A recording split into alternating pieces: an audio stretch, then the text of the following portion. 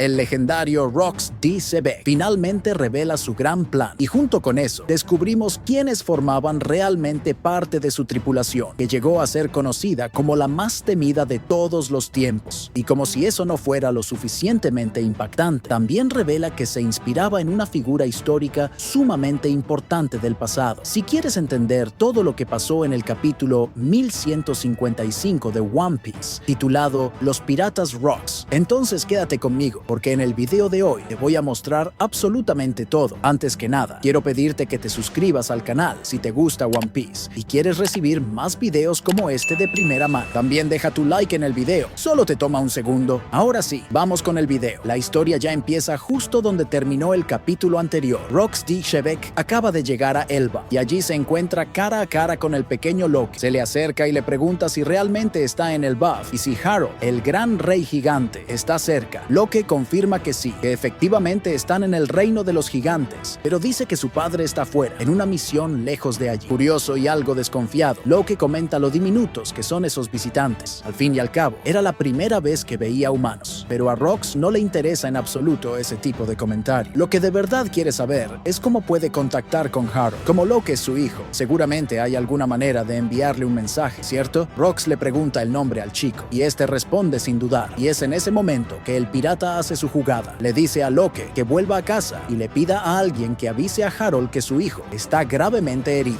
Así, él volvería de inmediato a Elbaf. Pero Loki explota de rabia, grita que no va así a obedecer a un simple humano, y además asegura que su padre no regresaría solo porque él se haya lastimado, y sin pensarlo dos veces, se lanza contra Rox, diciendo que ningún débil le da órdenes. Y es entonces cuando todo cambia por completo. Con frialdad, Rox desenfunda su espada, y en el momento exacto en que Loki intenta atacarlo, lanza un golpe, pero ocurre algo diferente. En lugar de cortar como una hoja común, el ataque libera una fuerza brutal que lanza todo por los aires, como si hubiera explotado, o como si un martillo gigante hubiera caído en medio del campo. El narrador entonces revela la técnica secreta de Rox. Sus golpes no solo cortan, también crean una fuerza de impacto absurda, capaz de lanzar por los aires todo a su alrededor, como si fuese golpeado por una explosión de pura violencia. Y es en ese instante, riendo a carcajadas, que Rox afirma: ahí está, Loki está gravemente herido. Con este plan loco, espera atraer a Harold de regreso a Elbaf. La historia entonces cambia de escena hacia un momento muy importante del pasado. El encuentro entre Harold y Rox ocurrió durante una reunión del Reverie, ¿sí? En el mismísimo castillo de Pangea, en Mary Joyce. Y lo que sucede a continuación es puro caos. Durante esa conferencia entre reyes, una emboscada toma a todos por sorpresa. Varios monarcas fueron secuestrados por alguien misterioso, y a partir de ahí comienza un nuevo flashback, prometiendo revelar no solo cómo Rox conoció a Harold, sino también los primeros pasos de uno de los piratas más peligrosos que jamás haya existido. Ahora la historia realmente se pone intensa. Finalmente se revela quién fue el responsable del impactante ataque en Mary Joyce. Nada menos que Rox D. Sebek. Así es, el legendario pirata invadió la tierra sagrada con sus propias manos, sin ayuda de otros piratas, únicamente con su fuerza bruta. Sebek no solo logró romper la seguridad del castillo, sino que fue directo al grano. Entró en la misteriosa Cámara de las Flores, el lugar más restringido de todo el mundo, al que solo tienen acceso Imu-sama y sus sirvientes. Y allí, cara a cara con el gobernante supremo del planeta, no titubeó. Intentó usar a los 5 reyes que había capturado como moneda de cambio para amenazar a Imu, pero la respuesta fue fría e implacable. Imu lo dejó claro: la vida de unos cuantos reyes no significaba absolutamente nada frente a su poder. Y entonces vemos una escena impactante. Rox sentado en la Cámara de las Flores, con un arma en la mano, tranquilo, como si desafiar al ser más influyente del mundo fuera algo cotidiano. Él revela que ya esperaba esa reacción de Imu, pero que aún así, el caos ya se había desatado en la Tierra Sagrada. Su presencia allí causó un colapso interno en Mary Joyce, un escándalo sin precedentes. Y ahora viene otra revelación. La misteriosa mujer que siempre acompaña a Imu es en realidad Gunko, una sirvienta directa de Imu. En este punto, entra en escena el narrador y describe lo ocurrido como un evento sin precedentes. Por primera vez en la historia, alguien había invadido la Cámara de las Flores y salido con vida. ¿El invasor? Un hombre que se declaraba admirador de Davy Jones. Sí, ese mismo, el creador del famoso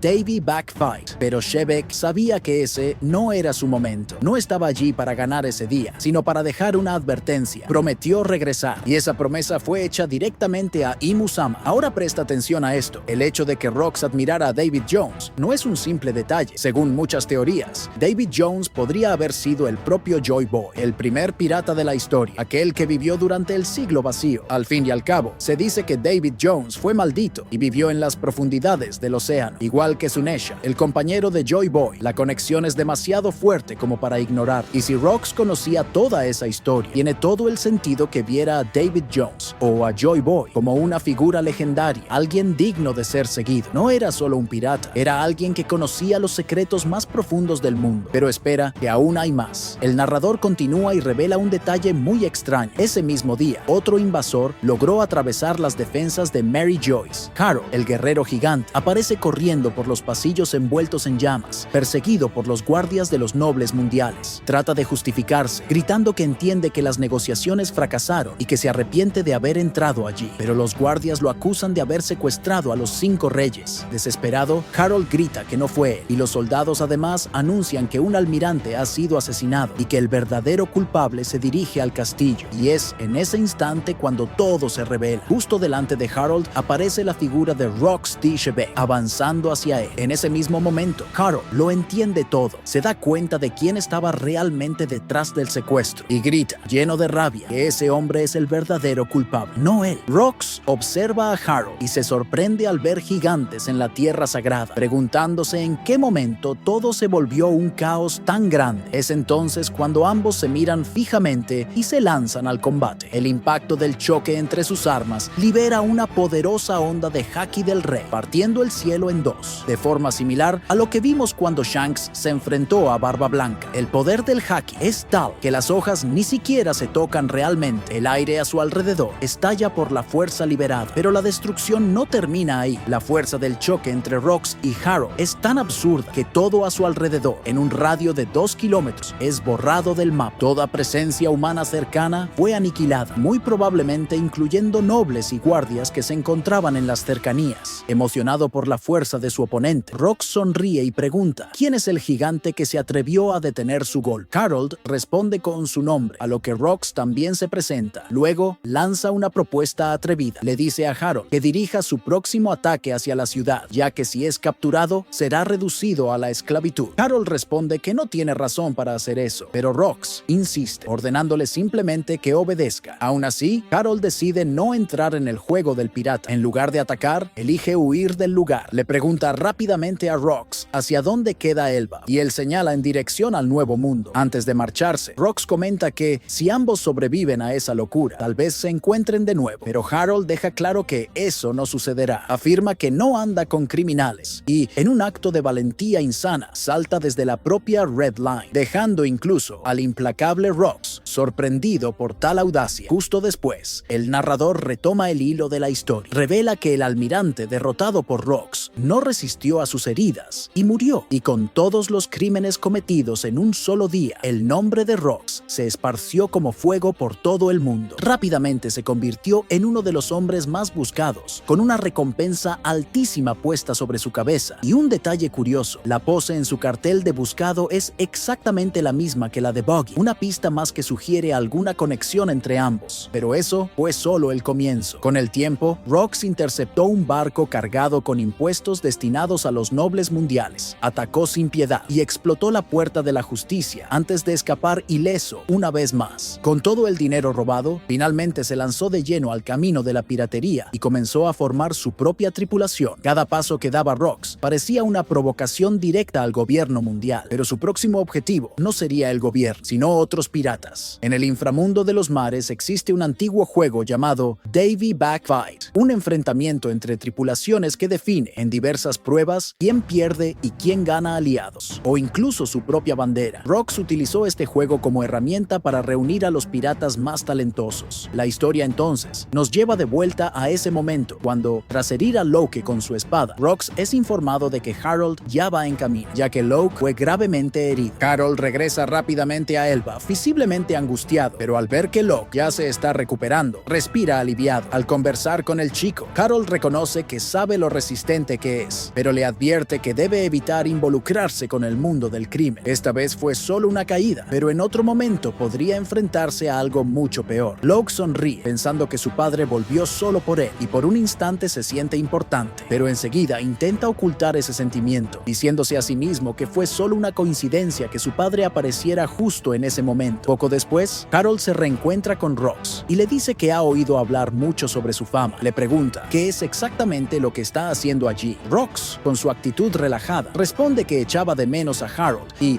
entusiasmado, lo invita a unirse a su tripulación. Argumenta que el gobierno mundial jamás apoyará sus objetivos y que lo mejor sería que unieran fuerzas. Pero Harold rechaza la propuesta de inmediato. Dice que si acepta seguir a Rox, perderá toda la credibilidad que ha construido con otras naciones. Rox le responde que está siendo débil, recordándole que Elba es tierra de guerreros y que su plan es abrir camino hacia un mundo más justo y equilibrado. Harold replica con firmeza, diciendo que Elbaf ha cambiado y que ya no es como antes. En respuesta, Rox afirma que el corazón de las personas nunca cambia realmente. Ante esto, Harold observa a la tripulación de Rox y les advierte: si siguen a ese hombre, lo único que les espera es la destrucción. En ese momento, se nos presentan los nombres que conforman la tripulación de Rox. El primero es Shiki, conocido como un forajido, quien en el futuro sería famoso como el León Dorado. Dice que sabe valerse por sí mismo y que si Rox muere, no le hará ninguna diferencia. Luego aparece Miss Bucky, también conocida como Stussy, una científica con perfil de ladrón, que comenta que el plan de Rox le parece bastante interesante. A continuación, conocemos a Don Marlowe, un mafioso respetado procedente del West Blue, con toda la apariencia clásica de un jefe criminal. Hay quienes dicen que podría ser el padre de Capone Beck. Don Marlon menciona la existencia de una isla prisión llamada Hachinosu, un lugar donde arrojan a los criminales más temidos, aquellos que ni siquiera los gobiernos pueden controlar. Finalmente, aparece Edward Newgate, quien algún día sería reconocido como Barba Blanca. Comenta que ya ha oído hablar de ese lugar y añade que los criminales enviados a Hachinosu son dejados allí para morir de hambre lentamente. El siguiente en aparecer es el gurú de los piratas, conocido como Ochoko, un tipo que recuerda bastante a Coribou, lo que levanta la sospecha de que incluso podría ser su padre. Eso explicaría la fascinación de Caribou por Barba Negra, ya que Teach es hijo de Rox. Todo encaja. En realidad, estaría intentando acercarse a la leyenda que su padre admiraba. Ochoko comenta que, a pesar de toda la represión, los criminales enviados a Hachinosu lograron sobrevivir y, más aún, comenzaron a organizarse. Luego conocemos a Gansui, un pirata especializado en contrabando. Él revela que los prisioneros solo lograron resistir en la isla porque encontraron una veta de oro escondida. Esto atrajo el interés del bajo mundo, que comenzó a financiarlos, haciéndolos absurdamente ricos, lo cual, por supuesto, enfureció al gobierno mundial. Es entonces cuando Rox comparte su idea. Planea acercarse al gobierno, proponer una negociación y pedir una enorme suma de dinero a cambio de la recuperación de la isla. Después, con ese mismo dinero, él y sus aliados irían a Hachinosu, eliminarían a todos los criminales que allí se encuentran y se repartirían las ganancias. Pero todo es una trampa. Al final, ni la isla ni los criminales serían entregados al gobierno. En su lugar, Rox afirma que él mismo tomará el control del lugar, unirá a los sobrevivientes y convertirá a Hachinosu en un verdadero paraíso pirata. Sin rodeos, declara que hará de la isla su fortaleza, derribará a la marina, pondrá de rodillas a Mary Joyce y, cuando todo haya terminado, se convertirá en el nuevo rey del mundo. Harold, sin embargo, observa todo con escepticismo y responde que los planes de Rox son demasiado ambiciosos, pero el pirata insiste, diciendo que nada en el mundo es eterno y que si Harold se une a él, los dos serán imparables. Aún así, Harold se niega una vez más. A su lado, Locke escucha todo en silencio y es ahí cuando empieza a darse cuenta de que tal vez haya una salida para su situación. El tiempo pasa, 4 años transcurren y durante todo ese tiempo, Rox sigue intentando convencer a Harold de unirse a él, pero en todos los intentos, la respuesta es la misma: no, hasta que finalmente el gran plan comienza a tomar forma. La temible tripulación que Rox había reunido, los legendarios piratas Rox, empezaba a consolidarse y el mundo entero sentiría el peso de lo que estaba por venir. Y con eso cerramos este capítulo lleno de revelaciones. Tuvimos la presentación de algunos miembros de la tripulación de Rox, el destaque por su admiración hacia David Jones, que, según las pistas, bien podría ser el verdadero Joy Boy, y un vistazo al ascenso de una leyenda, aunque claro, eso es solo una hipótesis. Si te gustó este contenido y quieres seguir los próximos episodios en cuanto salga, aprovecha para suscribirte al canal y activar la campanita. Así no te pierdes ninguna novedad. Gracias por ver hasta el final y nos vemos en el próximo video.